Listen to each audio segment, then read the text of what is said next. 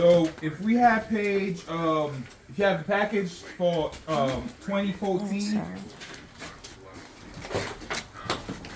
me a second. We need some flashlights. Eldridge, I don't think so. Okay. You went in, go in the basement? Let me take a look.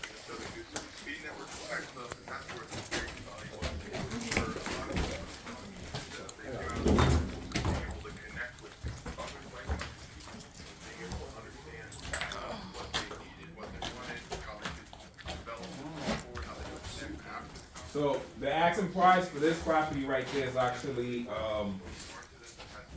$64,000. ARVs run from about like $100,000. This property right there, right. How much you think this whole work? How much work do you think this property will need? Yeah, it's just gonna be, I'd say, anywhere from 100 to 125. Easy, right? Easily. I don't think there's anything really salvageable. I mean, right there where you guys are standing is